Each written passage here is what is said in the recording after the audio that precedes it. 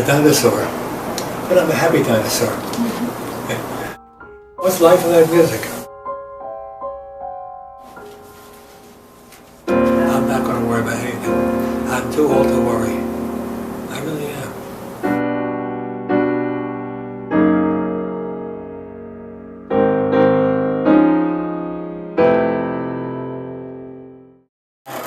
My favorite chord right now.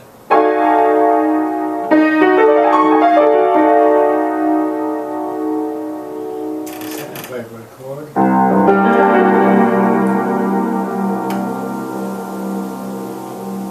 Did you get that? Yep. It is a pleasure and privilege to have a conversation today with the distinguished composer Leo Kraft. I'd like to begin our conversation by quoting the opening statement about you from the Festival of the Arts radio broadcast website. Quote, Leo Kraft has filled his life and the lives of others with music through his prodigious career as composer, educator, writer on musical topics, and as an author of numerous books on music theory, close quote. You are an ASCAP composer, and your compositions have been performed and recorded across the U.S. and internationally. Your music is published by Subito and Seesaw Music and has been recorded on the CRI, Capstone, Albany, Centaur, and AUR labels. And you were recently inducted into the Long Island Music Hall of Fame, the first time a classical composer was inducted. When did you realize that composition was your calling? As late as when I was in college, I was always drawn to music, but the idea of writing music began gradually in high school with no instruction whatsoever. And in college I found a wonderful music department led by Carol Ruthouse, and they encouraged me to keep on composing, to develop my compositional abilities, and from then on I just kept on going. I did like music, a lot of music of Hindemith, because I found that I could make some sense out of it more readily than other composers. And I soon got very interested in Bartok, and that's been a lifelong passion of mine. Later on I discovered Stravinsky, and from then on I just kept going. Mm-hmm. What the composers of the past did almost seems like a different kind of art from what I'm doing. Recently I went back into Brahms, who I think is very, very good, and I saw his method of thematic transformation in many pieces, not all of them, but enough to be of great interest to me. And I've been using that approach in some of my more recent compositions. So that's, belatedly, Brahms taught me something. Otherwise, I just enjoy listening and thinking about it. And but really, the tonal music of the past centuries just seems like almost a different kind of music from what we're doing today. And I don't try to force any comparison. Seeing you mentioned Brahms, I had the pleasure of attending the performance back in May of your 1958 work Variations for Orchestra, which was performed by the Park Avenue Chamber Symphony as part of their Romantic Variations concert. And in the program notes, it mentioned that your work had a kind of Brahmsian approach to variations. So maybe you're not just coming to Brahms now, but he was hovering back then. It's very hard for me to say. I think someone who listens will get a better idea of the perspective that I can provide. You have to keep in mind that the musical work or the play or the novel is not what the composer says it is, but it's what the listener or reader takes in. And that is unpredictable. If it concerns you, that my music is for you. People, who are you writing for? Who are you writing for? There's no easy answer to that. You always want to have an audience. You always write for yourself. You always wonder how it will sound 10 years from now. Who knows? Share that after this work, you consciously made a sharp turn in your compositional style. I mean, that piece had references to Bartok, strong connection to Randall Thompson, and even a wave hello to Gershwin. And then you said you took a conscious departure from writing as you did in that piece. That is true. 1961, when I left the chairmanship at Queens College, bought a new house and started life all over again. And number one, I felt that I had pretty much used up the diatonic Americana style, which I had been using since I graduated from Princeton in '47. Number two, there were so many interesting things happening in more chromatic types of music that I simply had to find out what they were and what I could put to use myself. So that was the sharpest turn in my life, and the transitional work is the second string quartet. The first time I broke away from the triadic kind of music into something else. But also, second string quartet has in the back of its head the C-sharp minor quartet of Beethoven, both in the same, both single movement, large-scale single movement pieces, and in both of which the note C-sharp plays an important role. Solo instrumental pieces, chamber works, vocal, choral, orchestral, and even some electronic music.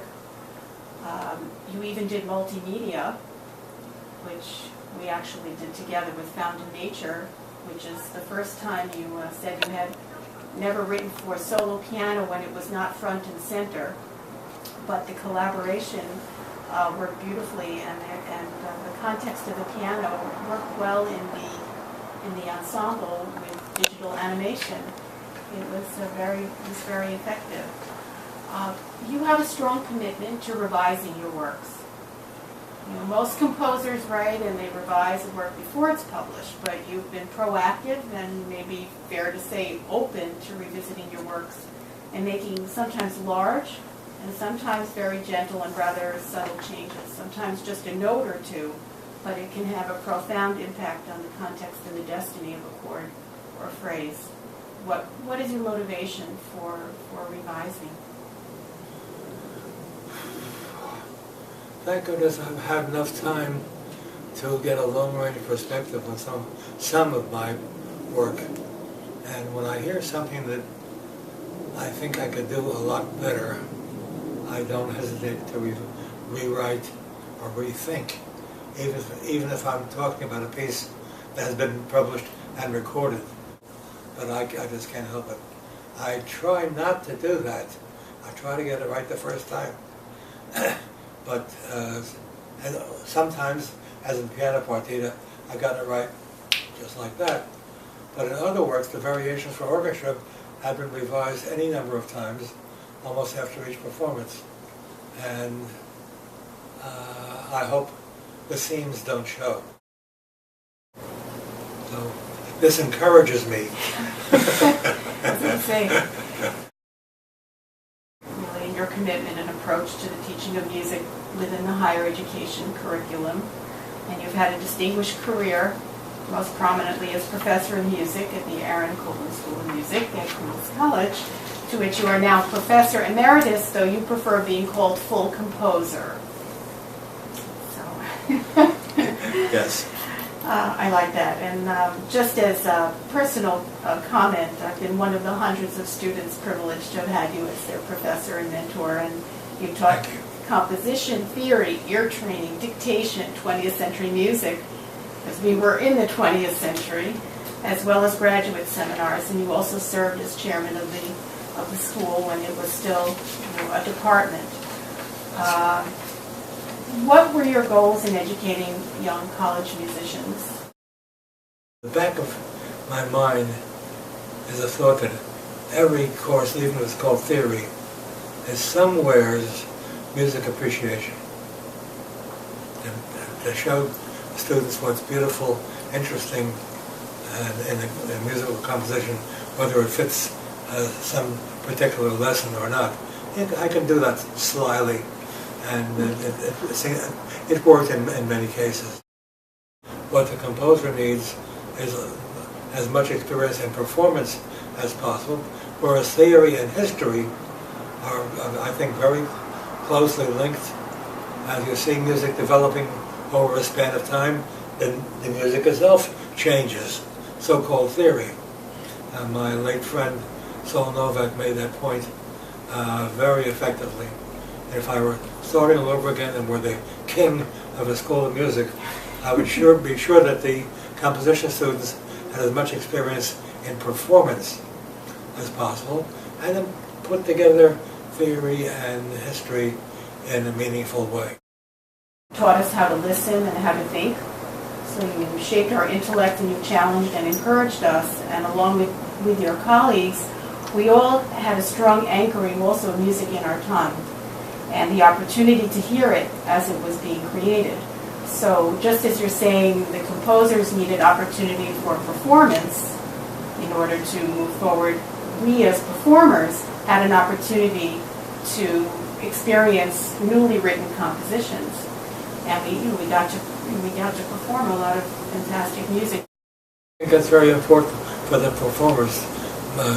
Some of whom, seems to me today, are trained to think that music ended in 1900, and this is deadly. What I'm doing grows out of the classical tradition, and in that respect I am a dinosaur, but I'm a happy dinosaur. Mm-hmm. I'm still writing melodies, and I'm interested in music that is developmental. It takes some kind of a musical idea and builds a musical structure out of it. And the European composers are not. And I don't know about John Adams, probably not also. And I can't take this very far. Maybe the European concept of music through time is different than our concept of music through time, alongside their approach to orchestration or color. Maybe that's a cultural. Well, we act as if everybody in the world is homogenized because we wear the same clothes and eat almost the same food. But even between France and Germany, they're all together in the European Union and whatnot, but they're different. And Ned Rorem made an interesting comment. He said, American composers have to choose between being German or French. Well, he had chosen a long time ago to be French. I'm not sure he meant to push that to the bitter end. Mm-hmm. But there is a choice right there. And there's a difference, a significant difference between those of us who I think, like myself, are more oriented towards French music, and those of us like Milton Babbitt or Leo Carter have more Germanic music in their background. And that's not a value judgment. They're just two streams floating along. They're probably more than two streams by this time. They go side by side. I think the young composers today have a difficult choice because there are so many things open to them, and which way they go. Was the piano your first instrument, or only instrument? No, my first instrument. I did play cello for a few years. I played cello, and the cello lost. But I got a grip on the string instrument, the whole notion, of approach of the string instrument, which is very valuable. Do you think that nourished your understanding of writing for a string instrument? Oh yes, no question about it. Paul Hindman, when he taught composition, had his students learn to play half a dozen different instruments, just so they can get around and get the feeling of it and know what the approach of the instrument is. And I think that's why I want to associate composition and performance. Think about being a composer in your time the way Bach was in his time, or Beethoven, or Schumann, or Mozart, that you are a composer in your time the way they were during their time? That's a good observation, and that's why we should not feel that we're in competition with the other composers. Bach tells us what it was like to be a devout Protestant in North Germany in the first half of the 18th century. And Schoenberg tells us what it was like to be a Viennese Jew in the first half of the 20th century. All you can do is write your music, and it will tell the audience what it's like to be alive here and now.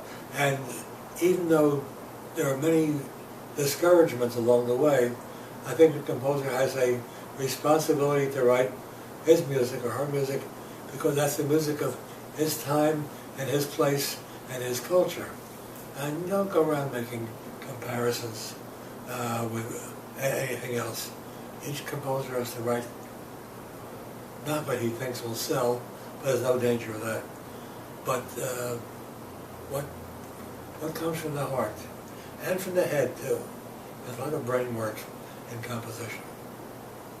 And you take a look at Josquin de Prez. There's plenty of brains in there, along with all the beautiful music. They sounded like. And the early Beethoven sonatas have many interesting aspects, one of which is you can see the young Mr. Beethoven teaching himself how to write sonatas and what an exposition is. But on the other hand, he knew a lot of that from his listening to Haydn and Mozart. He had played in the orchestra in Bonn viola from the age of 12. He had played everything. But I wish I had that experience from the age of 4, but it was not to be. What kind of works are you in the midst of writing right now? Chamber or solo? Yeah, chamber music is my natural habitat, and I do like to write for chorus. I would have written more, but the opportunity did not arise. I'm writing a quintet for flute, clarinet, violin, cello, and piano, which everyone will recognize is the Pierrot consort, just invented by Mr. Schoenberg 100 years ago, and which is scheduled for performance by the capo chamber players. They are one of the top music ensembles in the country, which means in the world. So I'm very happy to be writing music for such people, and I'm working at it very hard. Well, congratulations. Thank you. And we look forward to hearing that. Yes, so do I. What about my tree? Look at that tree. Well, say something about it. I worship it.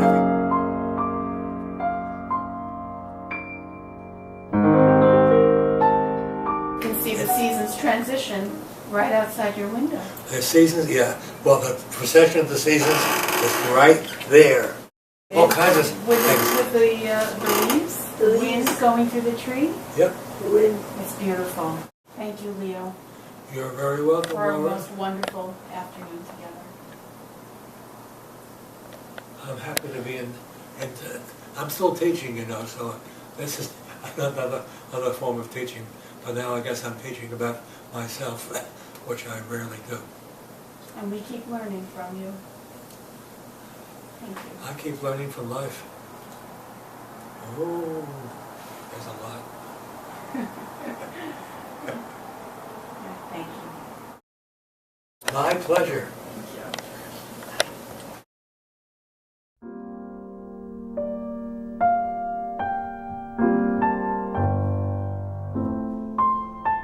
Give myself a chance to go traveling around looking at art dealers and museums but more to get a feeling of what's in the air.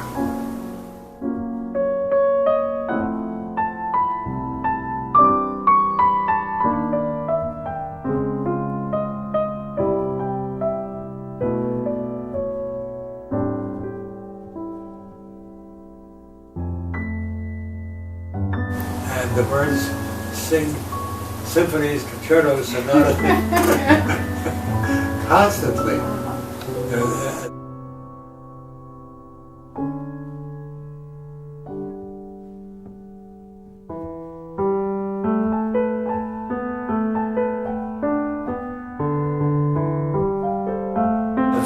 Some kind of inspiration as you go along.